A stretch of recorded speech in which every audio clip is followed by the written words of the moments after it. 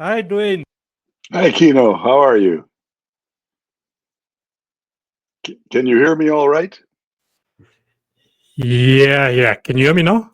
My I can mic hear you just, well. Yes. Yep. I can hear yeah, you yeah. now. My mic was on its own buzz for a second. How are you doing? I'm doing well, thank you. It's a summery day here in Saskatoon, Saskatchewan, right in the dead center of Canada. I've been gardening most of the weekend. It's been good. Yeah. There's a lot of discipline in gardening, eh? There is, and we have a little community garden not far from where I live, and we grow most of what we eat in the summertime. In the winter, we're Well, without those vegetables. yeah, well, at least you're eating organic. You know, Yes, that's the plus.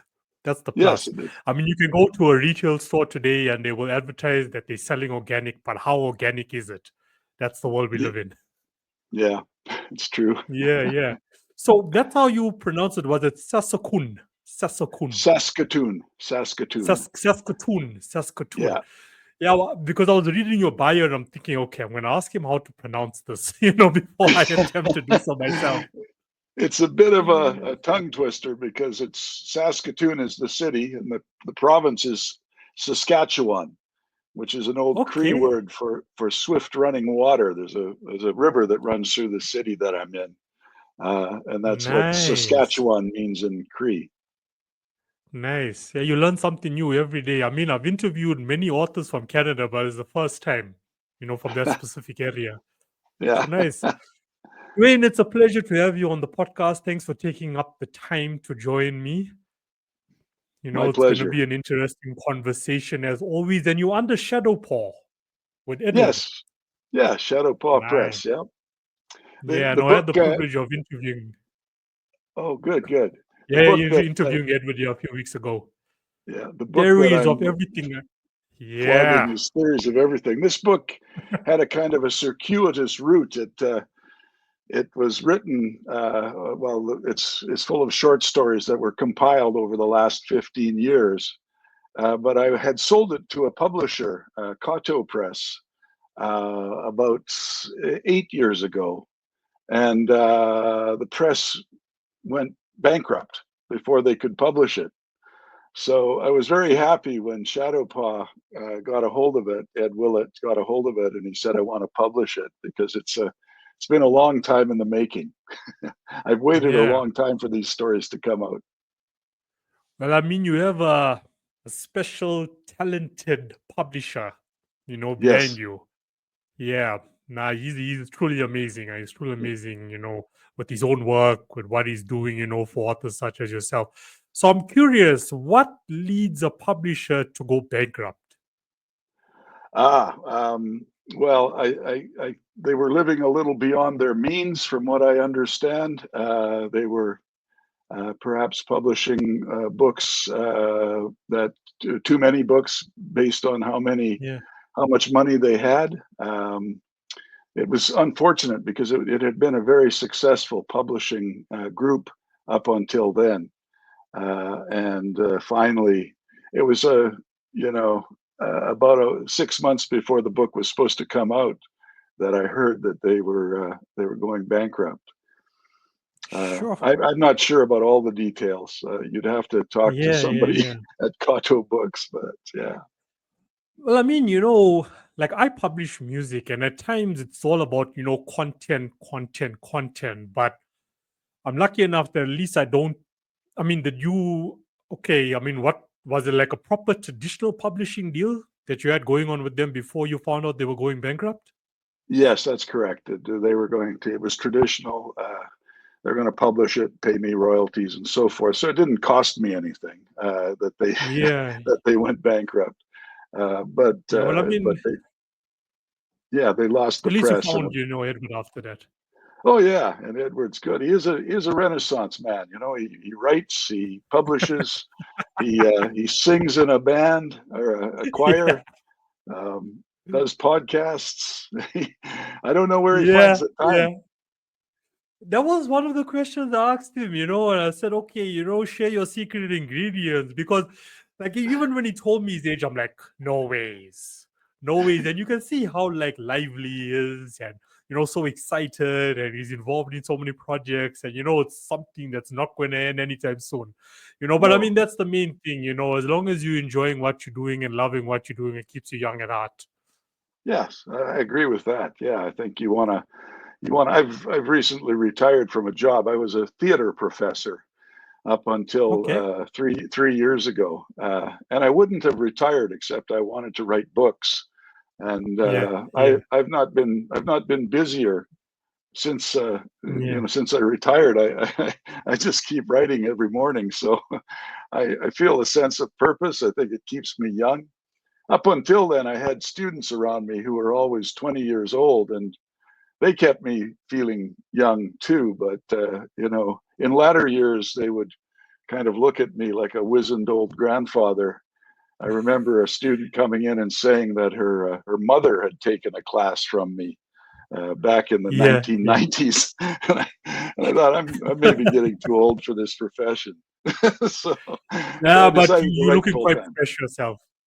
You're looking Thank quite you. fresh yourself, and That's kind yeah, of yeah, you. and also lively, and the laughs and the smiles are out there. That's what brings energy to this podcast. After all. So, Ed, I was about to say Edward. uh, Dwayne. Yeah. So you are what we would call like an OG, in the industry. Like I'm sure, even though you had a day job, like writing was part of your life for a long time. Yes. It was there. So let's start there. Let's start. How did all start for you from the writing, side Okay. of things? Well, I grew up on a farm. I was a farm boy. My grandfather homesteaded a quarter of land about 120 miles from where I am now. Uh, and so I didn't have a lot of books around me for the first 10 years of my life, but I got very interested in writing in high school. And I was, in fact, no good at anything else. I was terrible at science, terrible at mathematics. And so I remember my high school English teacher was a man named Terry Chamberlain, and he's also a published author. And he kind of took me under his wing and said, you should learn how to write. And so I did. And my first story, I wrote a story about a friend of mine who used to hang glide behind snowmobiles. He would get Yeah, I yeah, don't know if you know what a snowmobile is, but he would fly across the snow on a skis with a hang glider, and then gradually he would get up in the air with this hang glider. And so I wrote an article in high school, and I got it published in a journal. It's well known around here. It was called the Western Producer. And I remember going in to meet the publisher. It was a guy named Rusty McDonald, and he sat me down across from him, and I was like 17 years old, and he said, "So you want to be a writer?" And I said, "Yeah." And he said, "I think you should go to Hollywood and write for the Beverly Hillbillies." I don't know if you know that program, but I'm not sure if he thought I was a hillbilly or if he thought I was a writer. But I didn't take his advice. I went to university. I thought I was going to become a phys ed teacher is what I wanted to be. I liked sports all my life, uh, but I got involved in English classes and I liked them. And I had a creative writing professor here at the University of Saskatchewan. His name was H.V. Weeks, and he used to always say that he had the great Canadian novel in his top drawer in his desk. I always wanted to go to his house and rummage through the top drawer of his desk after he passed away, just to see if I could find that novel and get it published for him. He also wrote. He also wrote for a magazine called True Confessions, which was popular back in the 1950s and 60s and 70s, and it was you would confess your deepest sins, and people would get a kick out of reading it, I guess. But he said to me that he masqueraded as a woman, as a young woman, and that he was pregnant and unwed at least 15 times, and each time at $50 a story that he wrote for this magazine. So he kind of captured my imagination, this old man, and I wrote some stories in his class, some terrible ones, but finally one good one. And he said, you should send this to a publisher, and I did, and I got it published in a mainstream journal here in Saskatchewan. And then I got a scholarship to go south, to go down to the United States to be in a creative writing program. But I was talking it over with my father, who didn't make a lot of money. He was, as I say, a dryland farmer. And we realized we didn't have enough money, even with the scholarship, to send me down to the United States. So I ended up taking a graduate degree at this university. And I drove school bus while I was doing it, drove kids to school to pay for my university. And I met at university, I met a young lady who was studying to be a school teacher. She's now my wife. I used to pick her up at night in the school bus and take her to movies, although I was told by the bus company not to. I would have to find a way to hide this big yellow bus in downtown Saskatoon while we went to a movie.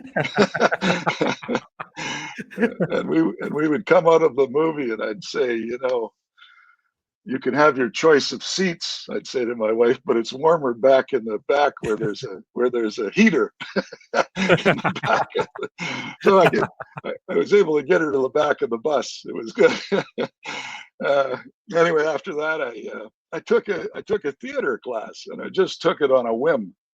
I didn't plan on anything, but I liked it, and I ended up like 2 years later at the Stratford Festival here in Canada as an actor. And so I did that for a couple of years, and I was acting in Toronto for a couple of years. And then I came back to Saskatchewan, and I got a job teaching, but teaching in the drama department. So I spent my life teaching theater, but I always was writing. I wrote plays for myself, a couple of books of poems, and 2 novels now, and a short story collection, which is right here.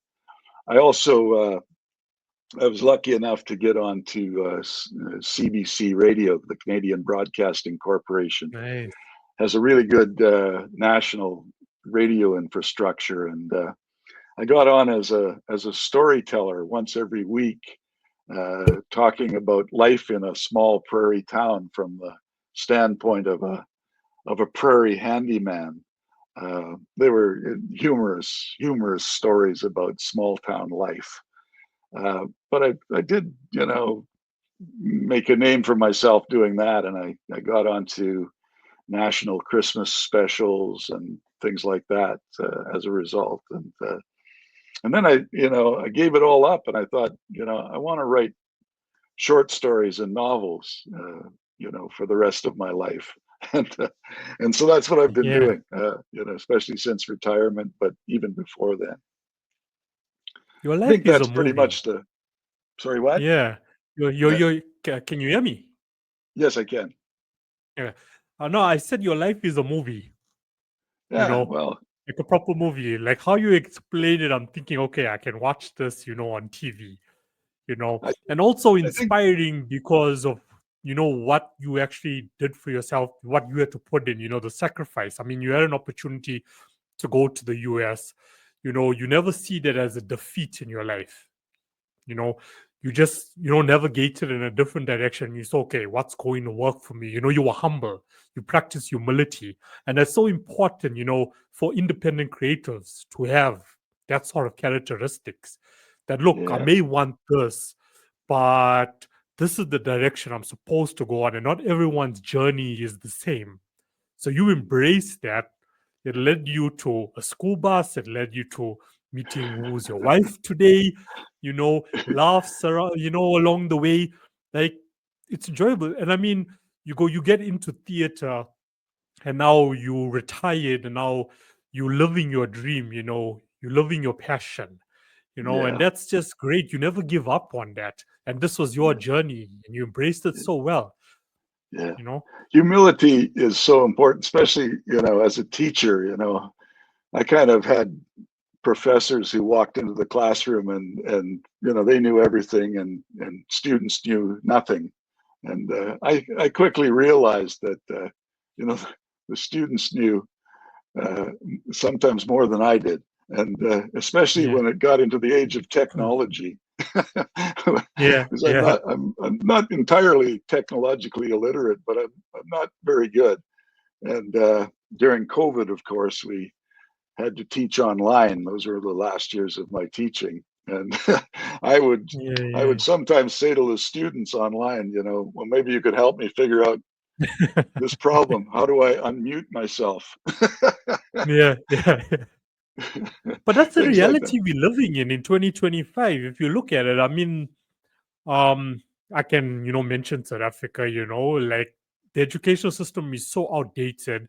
And the reality of the matter is students have become smarter than the educators.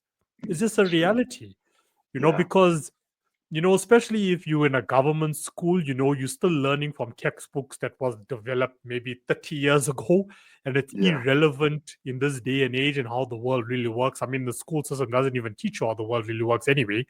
So now we got so much access. And as you mentioned, throughout the COVID period, I mean, if you were fortunate enough as a student to have a laptop, to have a tablet, or even just a smartphone, and didn't have to be a fancy smartphone, but as long as you had a phone, I mean, you could learn anything. You can still learn anything you want.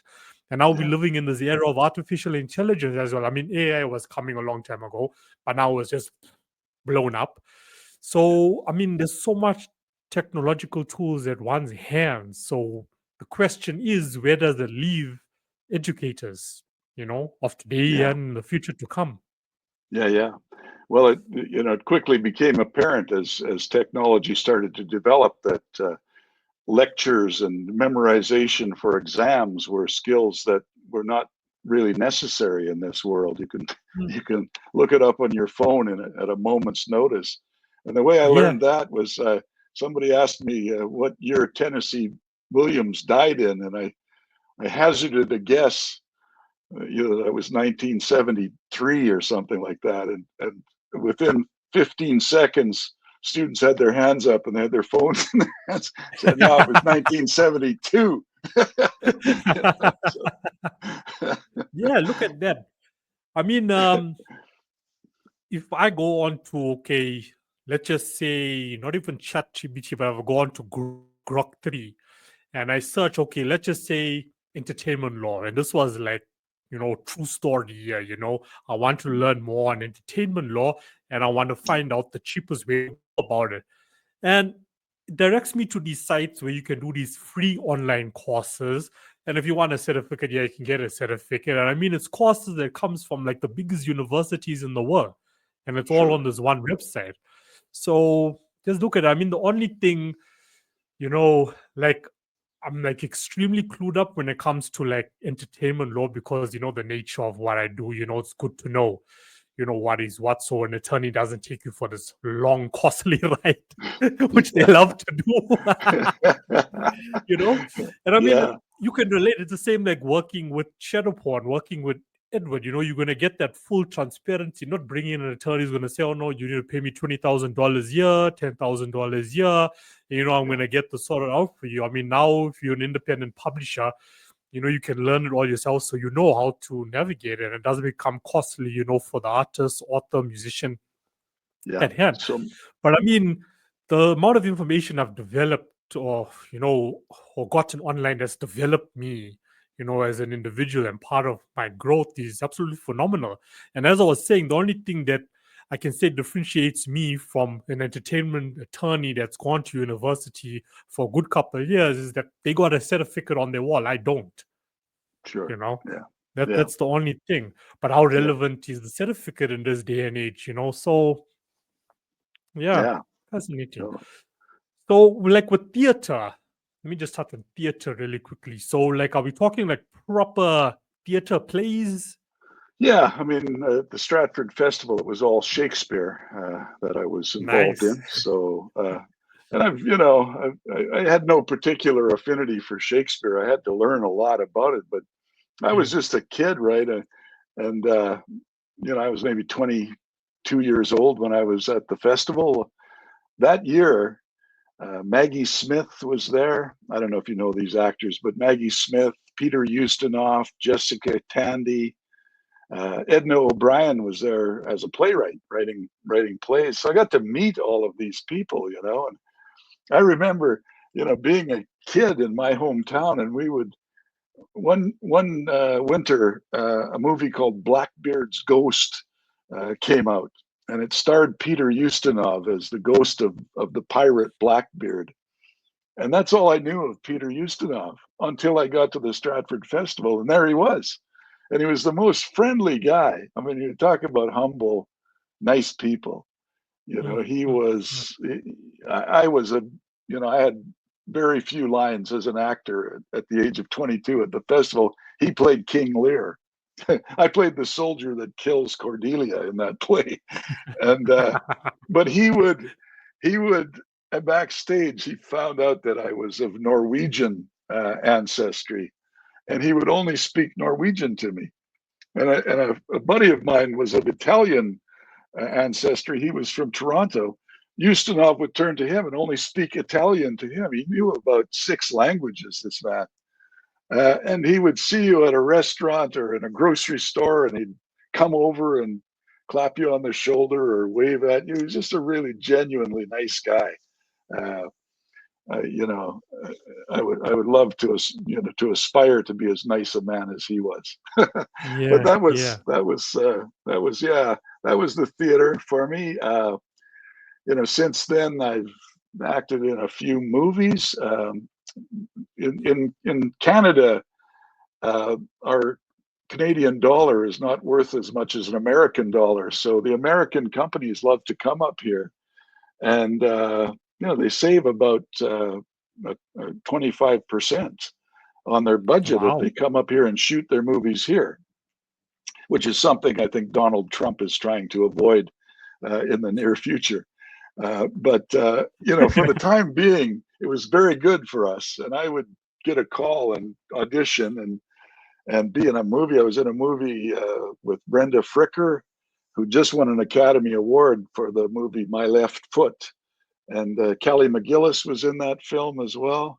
I got to rub shoulders with all these guys and just have a great time. I was telling somebody recently, just how well you're treated on a movie set. They kowtow, Yeah, even if you don't have lots of lines, they kowtow to your every need. There's a craft table where they've always got hors d'oeuvres and stuff to eat. And I was in one scene where I had to smoke a cigar, and they gave me the nicest Cuban cigars to smoke.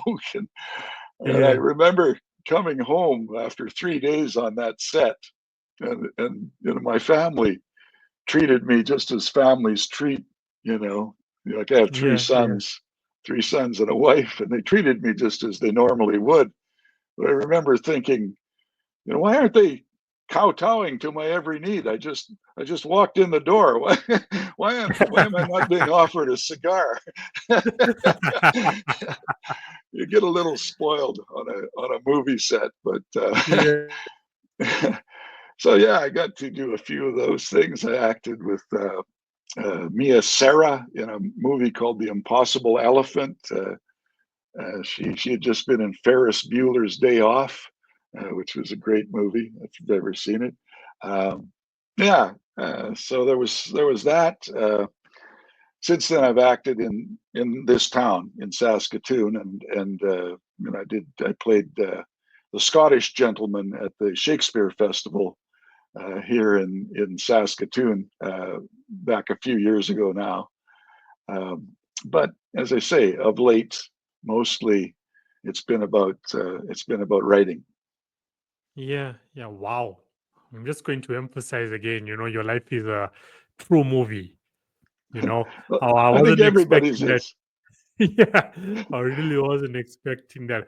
But I mean, you're still flowing well. Do you see yourself in movies anytime soon again? Maybe, possibly? I still get calls to audition, and Mm. occasionally I'll accept those calls. And I just auditioned for a film recently, which I didn't get. You know, I keep telling my students that sometimes no matter how well you audition, it's you don't part your hair the way they wanted you to, or you don't look like Yeah, their second cousin who's ever directing that movie, and you just never know. You don't get the part. But I always say, or I said to my students, the way you approach it is you walk in the door and say, I don't have this job now, so if I don't have it 5 minutes from now, there's no loss. And yeah, it yeah, kind of takes the sting out of auditioning because, as you know, it's frankly the most brutal way to get a job is to stand in front of somebody with your body and your voice, and what they're rejecting is your body and your voice if they reject you. But it's often about more than that. I auditioned for a film one time in Toronto back in the day, sort of in 1982 or something like that. And the guy said, I auditioned for him, and he said, "I love you." He said, "You look just like," it was a detective movie, and he said, "You look just like a detective that we interviewed back in New York City." And he said, "I'm going to give you a call back." And it was a month later. And in the meantime, my hair had grown, and I thought I'd better go get a haircut. And so actually got a fancy haircut. And I walked back into the audition room, and the director said, "Who are you?" And I said, I'm the guy you said looked like the detective, from New York City." And he said, "You don't look anything like that guy," he said to me. So I didn't get that part either. But it's like, well, I mean, writing. I don't imagine the music industry is any different than this. I mean, you have to get used to rejection. You have to accept yep, yep, failure and learn from it. And yeah. there's certainly been lots of failure in my life. I grew up playing baseball as a kid, and I learned a lot about failure playing that sport. There's a lot of failure involved in that, and so I'm not Well, really afraid of it. yeah, with every failure comes a lesson learned, if you look at it in that way. Yeah, you know I mean, even though you focusing on your writing now, like full time, but yeah, what I've gathered is that you've had an enjoyable creative life, from theater to movies. It was enjoyable, it was. which leads me back to what I said earlier on. Imagine if you did go and you took on the scholarship in the US at that time. You wouldn't have experienced what you've experienced now till date. Yeah, you know yeah, you yeah, wouldn't. yeah. I just, I have to say, I just followed my joy. I went where I could enjoy myself. Yeah. And sometimes I don't know, you can't second guess it. Sometimes it leads you to places where you don't want to be, and sometimes not.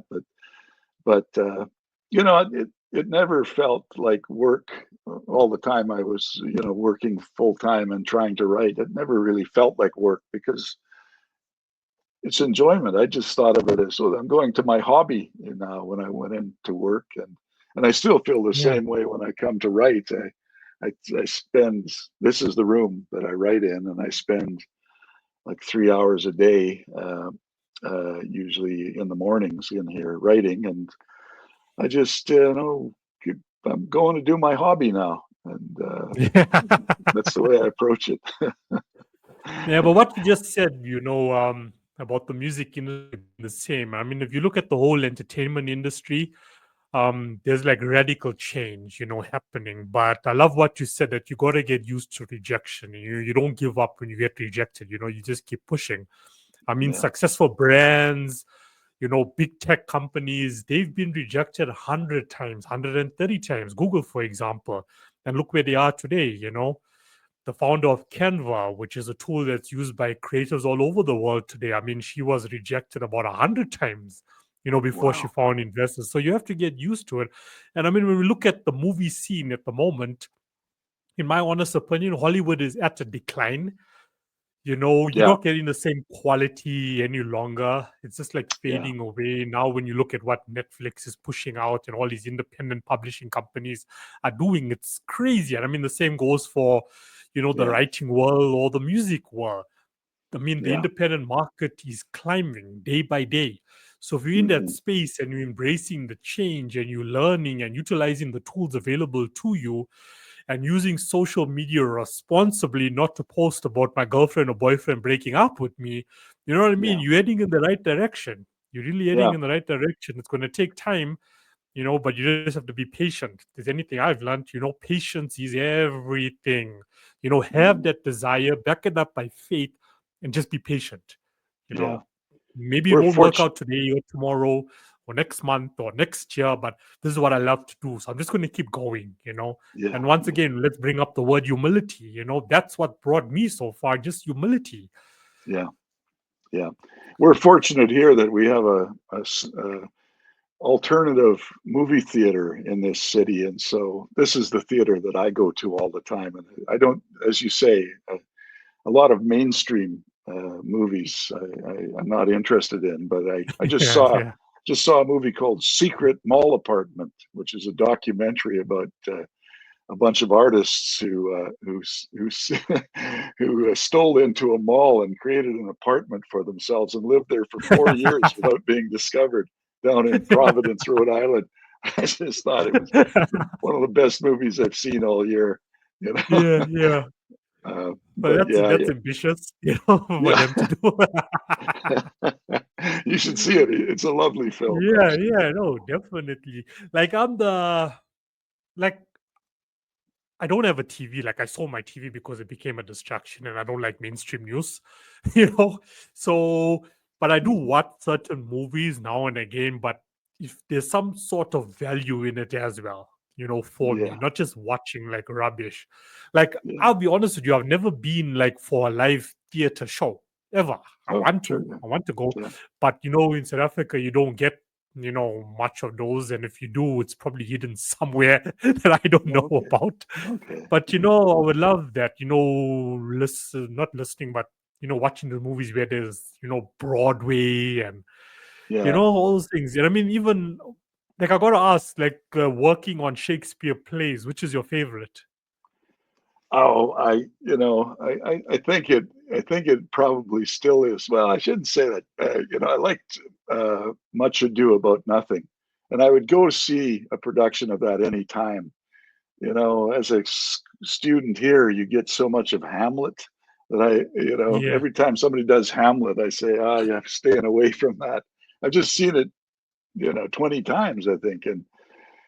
But I mean, King Lear has to be up there. It's however very dark. As somebody once said, the saddest lines in uh, yeah. in poetry come from King Lear, and it's when Lear is holding his dead daughter, and he just says, "Never, never, never, never, never," and it's the saddest thing. So So just by yeah, you King saying it, it Lear. sounds sad. Yeah, I like The Winter's Tale a lot, and it's because it was written late in Shakespeare's career, and you could almost take any line out of there and make it the title of your next novel. It's just Yeah. every line seems it's like a honed jewel. It's amazing. But Yeah. I like other playwrights too. I like Martin McDonagh. I was fond of South African puppetry. I understand the South Africans were the puppet masters who were behind the TV or the stage show Warhorse, which is wonderful puppetry. It's just I actually used to take students to London now and then, and we would do workshops, and we did workshops with the puppetry team from Warhorse. And what we Okay. did, yeah, we did is they gave us they would get us in groups of three and give us dowels. Two people had dowels in each hand, They were just, 4 feet long, and somebody had a balloon, and the balloon became the head of the horse. The dowels at the front became the front legs. The dowels at the back became the back legs. And you would have sworn an hour into that workshop that those were real horses. They had us moving the way, breathing the way horses breathe. And it was amazing. And it was a South African company, I believe, that was involved in all of that. So yeah, Yeah. there's a good theater tradition there. You know what's the sad part about it, like there's like so much culture going on this side of the world, so much history, but more of the international community knows about it than the people that actually, stay in the country or the continent, because it's never Right. spoken about, it's never shown, as I said, to find a proper live play, it's hard, it's difficult. Wow. I haven't come Yeah. across one, not the ones you see on movies. Mm. So, but I mean, politics is politics. It is what it Yeah. is. Yeah. Yeah. So, Dwayne, I mean, the last 30 minutes or 36 minutes, it's been amazing getting to know you as a person, someone who's lived such an amazing life. So, let's talk about theories of everything now. Let's talk about the book. Oh, The sure. the first question is like, what fascinates you about short stories? Well, I love to write them. I love to read them too. I actually, before I wrote this book, I had short stories at my bedside every night, and I would read a short story before I went to sleep. And it was just a nice way to get ready to go to sleep. But I love writing them partly because it's more instant gratification. If you're working on a novel or even a book of poems, it's a slog. You're into it for years often. My first Yeah. novel, Yeah. took years to write, and a short story, you could actually, if it's good, you can finish one in 3 days, although it takes me longer than that. But a first draft I could get done in a week of a short story, and then I have this thing in front of me, and it's there. Yeah. So it's Yeah. that instant gratification. They're harder, however, to get published. I got to say that. There's what happens here in Canada and in the United States is there's all these creative writing MFAs going on now, and students enter them. And of course, the thing that most of them do is write short stories. That's the way they get their training.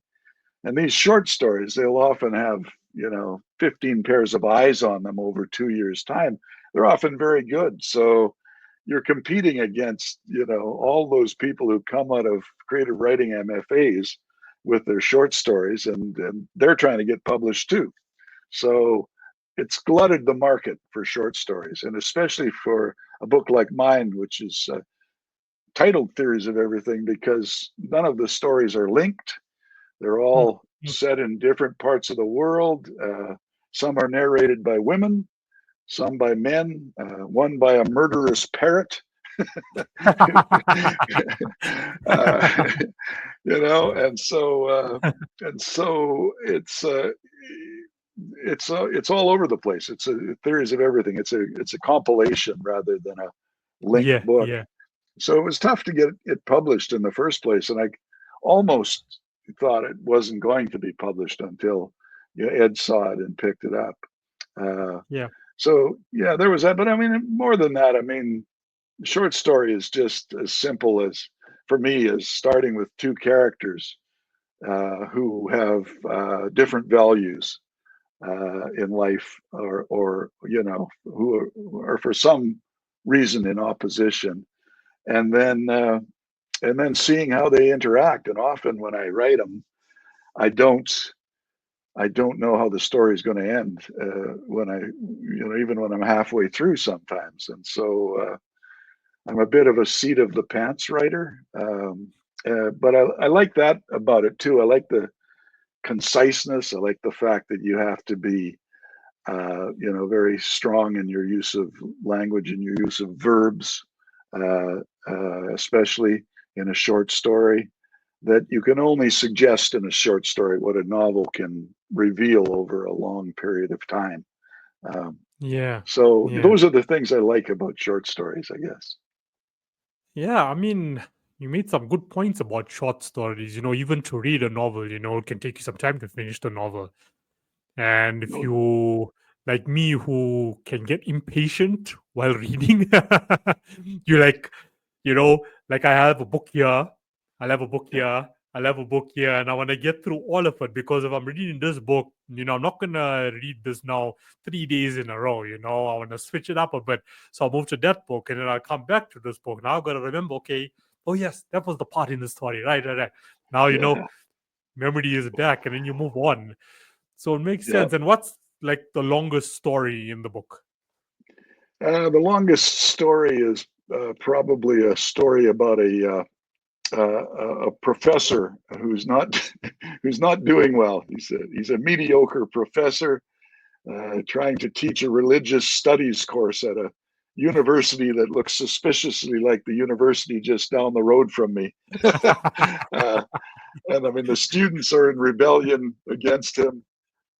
And at the same time, he's attending a hiring of a new faculty member, and he encounters somebody with a more Zen approach to life, a Japanese religious studies scholar who comes in uh, and shows a film in his interview. Shows a film, and the film is Kung Fu Panda, and it's that scene where the panda has to discover the secret of life, and he pulls it down from the roof, and on the paper is nothing. There's no secret, and you know, Yeah. and I mean, it's something I had to learn a long time ago. Is just to expect nothing and appreciate everything. you Yeah. know, Yeah. and Yeah. that's what this guy learns in this story is to expect nothing and to appreciate everything. And it ends with him walking into a classroom and he's suddenly in the moment, and he's given up his lecture notes that are tattered and uh, 20 years old, and he's in the moment, and the students are in the moment with him. And yeah, that's the longest story in the Yeah. piece. But I mean, reading about you and the book, I mean, you got that human touch to it. When I quote this, I got it here in front of me. Your stories are featuring characters struggling with the challenges of being human. Yeah, Okay? And yeah, then also struggles of the human heart. You know, yeah, that now, resonated with me. So are we yeah, talking yeah, about like each one of your stories? I mean, your character development. You see it as I know that okay, uh parrot that murders, there's that imagination that's going on there, which is lovely. It's great.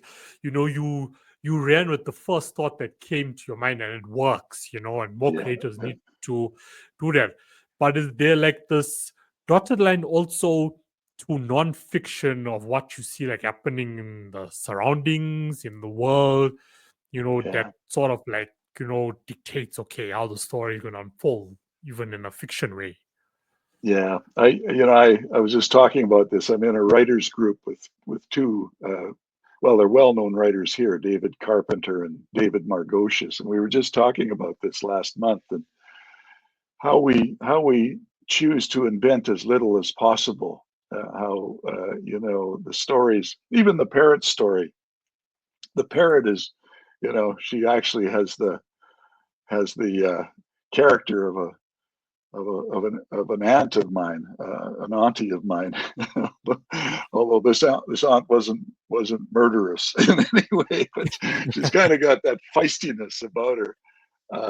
So everything's based on life somehow. I mean, there's one story in here about my grandfather, and it's fiction, but it starts with the true kernel of the story. And my Yeah. my grandmother my grandmother was a rather formidable woman. she she didn't nobody talked back to her. And she in the 1930s during the Depression, she was about to lose her sewing machine. She had a sewing machine that she'd bought from a local general store, but she couldn't pay for it because it was the 1930s. And they came out to the farm, and the repo man tried to take it away from her. And my mother was there watching this. She was a little girl, and she told me this story. And she said that my grandmother folded her arms in front of her and said to the repo man that if he was going to take the sewing machine, he'd have to be a better man than she was. and I love that. The repo man went away without the sewing machine. If only we could all be like that in this day and age, you know what I mean? Have that sort of courage. You Yeah, know, yeah, these days yeah. the repo man shows up, or an official shows up, or the police show up, you know, you're like all scared and worried, Yeah, you know? yeah, yeah, Nah, yeah. love your grandmother. Yeah, yeah. It's, I mean, it's different in different countries, but you know, I know there's reasons to be afraid of the police in many places in the world. Yeah, Yeah, definitely. But you know, there's also a point where you have to like draw the line, you know, because nowadays, you know, I'm speaking, you know, from this side of the world, like they just in it for the wrong reasons, you know, they're not fighting the crime that matters or the battles that matter most. You know, let's take the easy task on, take bribes wherever we can, and boom, that's it, you know. no, yeah, that's terrible. Unfortunately, you know, and you know, going back to the chat we had about, you know, educators in the present and in the future. I mean, we're becoming more educated than the police, you know, Yeah, because now we know the law, we know the constitution, you know, we know global policies, you know. yeah, yeah, yeah, yeah. So Yeah, it's an interesting dichotomy for me. My dad, my father desperately wanted to be a police officer when he wanted to join the RCMP. I don't know if you've seen pictures of the RCMP, but no. they Mm. show up in a red scarlet tunic. They look very fancy, and my dad, if he had his druthers, would have been that, but his father kind of forced him to stay on the farm, and so he never did it. But my father would sometimes talk about that dream that he had that he Yeah, never got yeah. to live out, and you know, he really didn't live it out, and probably, you know, for me and my brother and sisters, he had to stay on the farm. So, but on the Wow. other hand, he didn't have to go beat people up or anything like that because he wasn't a police But officer. But it seems like, you know, he had true passion for it and he had passion for law enforcement, you know, not Yeah, just wanting to get yeah, in it for the sake of getting into it. And I mean, like yeah, he also made sacrifices. And I mean, that's just a run in your bloodline, you know, as I picked yeah, up, you know, with you, which is great, you know, great yeah, characteristics to have all the way through life. yeah. So You're theories absolutely. of everything is, sorry, no, you can say what you were saying. Oh, I was just going to say you're absolutely right, though. I mean, a police officer's got to be in it for the right reasons, or Yeah. else, I mean, it's else it's just no like good. being in healthcare. I think this was on a show last week that we talked about, you know, nurses and GPs or surgeons in healthcare. You know, you have to be in healthcare for the right reasons. If you're not Yeah, there for the right reasons and to actually help someone, you know, yeah, you in it for the paycheck at the end of the day, then you're not really helping that person, no, you yeah, know. And true. then we look at the past generations, you know, how in it they actually were versus, you know, my age group today. Hmm. You know, it's more Yeah, like, okay, after high school, okay, I'm going to go study to be a nurse or a doctor. I'm going to become, you know, a cop. mm, But you're yeah. looking, okay, what's the pay like? You know, what's the pay Oh, like? yeah, I mean, yeah, this is public service, you yeah, know, so what's the pay like is last on that list on why you want to do it, you know? yeah, yeah. Absolutely. And I don't know what the situation is where you are, but where I am, you know, hospitals are understaffed, and Mm, it's mm, getting to mm. be. A lot of people don't have family doctors anymore, things Yeah, like that. yeah. Yeah, Yeah, it's You know, actually it's so sad. It's really sad. And these are things that they shouldn't even be a question mark there. yeah, From the yeah, government, any government, where they short stuff. It's the same, yeah. Short stuff. I mean, if I go to one of the public hospitals, I mean, if you don't have, medical care or medical aid, you know, you have to go to a government facility and they really don't care. I mean, I walked in there once and I mean, you see people lying on the benches, lying on the car, on the floor, they oh just boy, got like this cheap bandages and the amount of people that actually die in hospital versus outside is actually higher. You know what yeah, I mean? Like something's wrong. yeah, And I mean, if you have to go see a private doctor or go to a private hospital, I mean, it's a lot of money. And if I see. you are earning like minimum wage, you just can't afford it. You really just can't Yeah, afford it. yeah, So yeah, but the more we like, I mean, I know this podcast is about getting to know you. It's about, theories of everything. But the stuff we mention outside the box of the conversation, does go a long way, especially with podcasts. It's sure. decentralized. You can't control what is said, yeah, but just mentioning about it or talking about it, it's going to get other people thinking, yeah, Yeah, yeah, that makes absolutely. sense. My Yeah. old grandfather used to say to me that you should never go to the hospital because that is the place where people die. And when he was 86, he said to me, I was 16 at the time, and he said, "I need you to drive me to the hospital." And I knew he was going to die, and he died 3 days later. Sure. Wow. So don't Yeah, go to no, a hospital. so that's the message coming from Yeah. Dwayne, Take it to heart. Listen to what he's saying. So theories of everything, it's released. Where can people get it online? Where is it available? And is it It's available in Kindle as well? Yeah, it's available both ways, and it's all through Amazon. You can also write, of course, Shadowpaw Press in Regina, but that would involve freight charges and things like that. So I would advise people to go through Amazon, and the Kindle version is rather inexpensive. Uh, I like reading books, but I like the paper in front of me. Like to hold it, yeah. But but that's yeah. Amazon would be the place to get it in South Africa. Yeah, no, 100%. No, I always bring up, is there a Kindle version because, as you said, it's cheaper. And if you want to access it, straight away, boom, Yeah, it's done for yeah, you. I also prefer like physical books. Like I yes, love me holding too. a book, chilling, reading instead of being like, in front of the screen or like, Yeah, you know. So, I yeah, mean, like I got more physical than I have like online. There's a book. I had a PDF copy of this book, I think, for like a year, and I never go into it. Even though I want to read this book, I never go into it. And then I ended up no. coming across the physical copy, and I got it for like a really good price. And wouldn't you believe it? I'm reading it now. Is it that feeling? Is that feeling? Yeah, yeah. You know, A friend of mine showed me a Kindle reader, and that looked pretty user friendly. I thought, oh, I could probably read a book on that if I could afford a Kindle reader.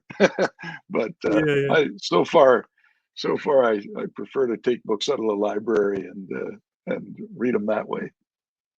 Yeah, 100%, and it's so much more enjoyable going through. Like, even my Kindle library, there's books there that I've started that I still need to finish because, like, I'm like, I don't Yeah. really don't want to be scrolling right now. But Well, I yeah, don't it know is if you're what it like is. But, yeah, I don't know if you're no, like sorry. me, but my theory is there are way too many books in the world to read, and if Yeah, I get to page 20 on a book and I'm not interested, I put it down and I rarely come back to it.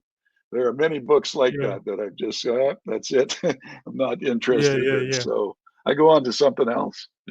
Just too much to do, too much, 100%. too many books to read. Yeah. And also, like, I tend to check, like, what book can I mention? So I got this book. It's called something dictators or powerful, the most powerful dictators of the world. Okay. So when it comes to dictatorship, it started from the Roman Empire.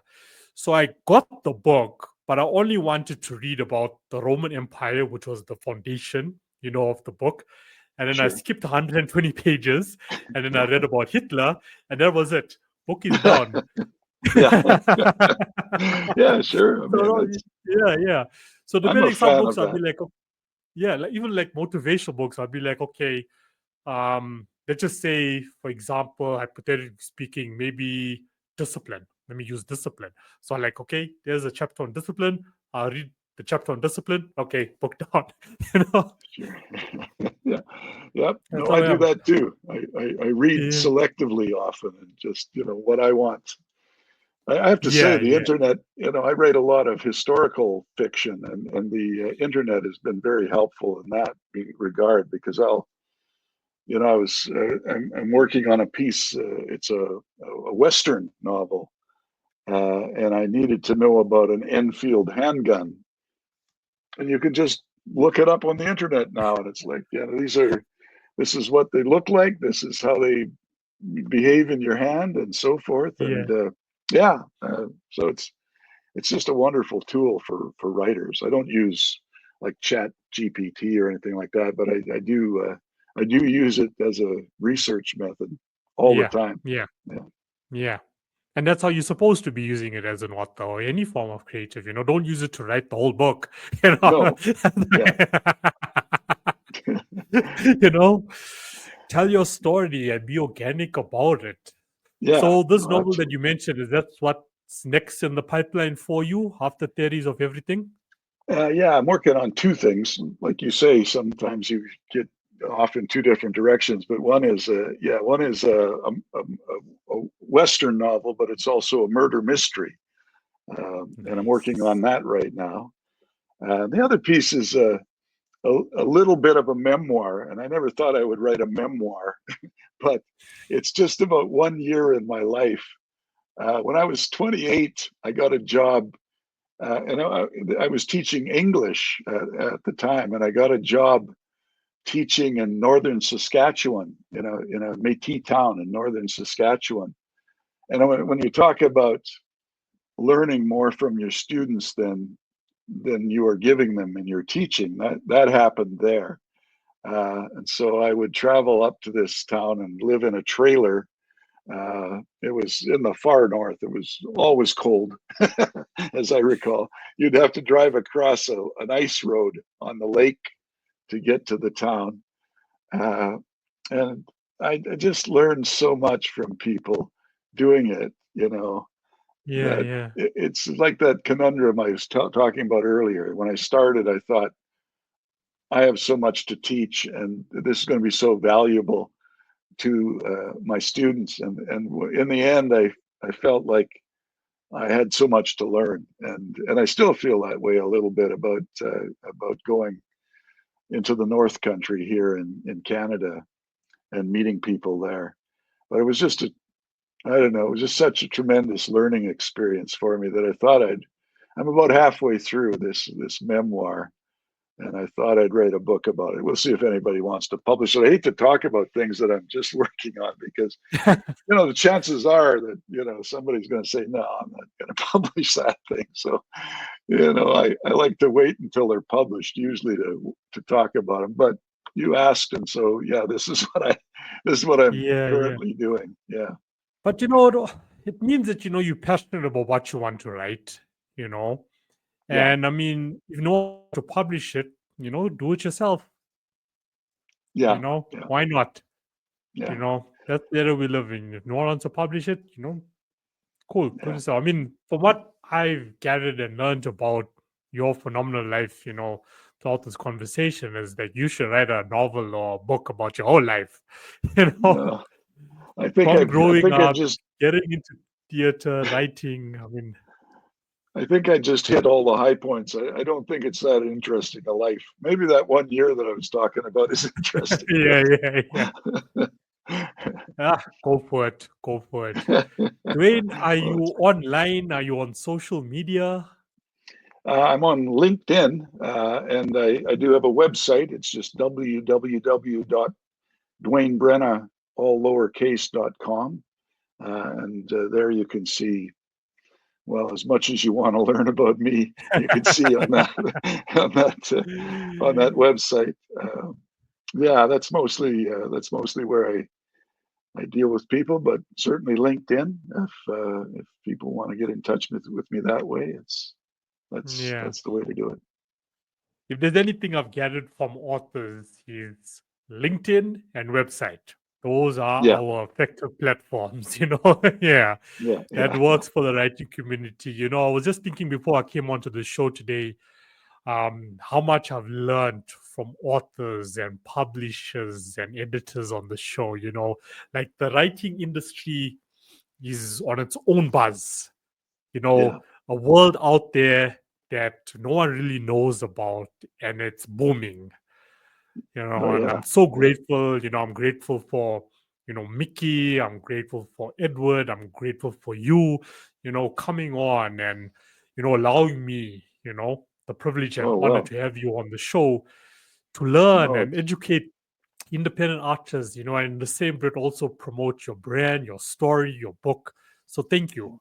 Thank you so well, thank much. you. I very much appreciate your giving me the chance to do this. So thank you for Yeah. setting up a platform for all of us. No, 100%. You know, we just keep pushing forward from here, you know. The show Yeah, wouldn't be anything, and I say this all the time, it wasn't for authors, you know, such as yourself, you know, coming on because I mean, you made me laugh throughout the show, you know, and that's good. You know, okay. that's good, you know, and that's the relationship, you know, like why I always start each show with, you know, the author explaining the history is because, you know, you're building that intimate relationship with the person, you're getting to know that person. And that's the era Yeah, we're living in now, you know, that human connection. So if I yeah, can connect with you, you know, boom, that's how, you know, as an author, you keep building your community. And no matter what book you push out, you know, your community is going to be there to support you. yeah, yeah. No, we're really living in a global village when you and I can talk in real time, from South Yeah, Africa yeah, to we are. Saskatchewan. It's great. It's great. I'm loving It it. is. Dwayne, is Yeah. there any last words from your I don't side? have any. I don't know. I think I've said every pearl of wisdom that I have. So, but thank you Thank you. again. No, it's It's a it's pleasure. Thank you for sharing that wisdom. Thank you for and it's being an been lovely to inspiration meet for you. creators all around the world. Well, thank you. I hope we Okay, talk Dwayne, again. enjoy the rest of your sunny day. And I will. who knows, down the line, you know, we will be chatting again soon, you know, when the I hope next so. book is out. Yeah. Okay. We'll make a All date to right, do that. Dwayne. Yeah, See you later. okay, bye. Bye now.